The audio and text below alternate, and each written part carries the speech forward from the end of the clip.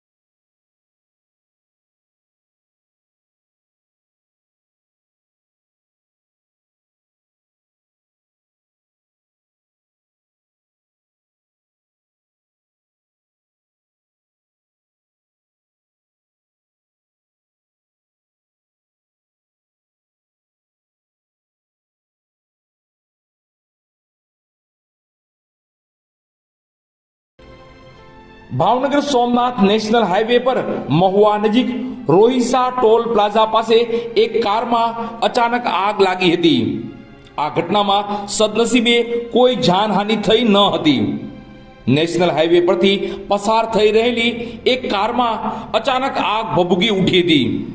જોત જોતામાં આખી કાર આગની લપેટમાં આવી ગઈ હતી, જેના કારણે આસપાસમાં અફડાતફડીનો માહોલ સર્જાયો હતો। ટોલ પ્લાઝાના સતર્ક કર્મચારીઓએ તાત્કાલિક ઘટના સ્થળે પહોંચી આગ બુઝાવવાની કામગીરી શરૂ કરી હતી।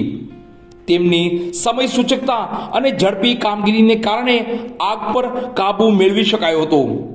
ટોલ પ્લાઝા સ્ટાફની આ કામગીરીને કારણે મોટી દુર્ઘટના ટળી હતી અને કોઈ જાનહાનિ થવા પામી ન હતી।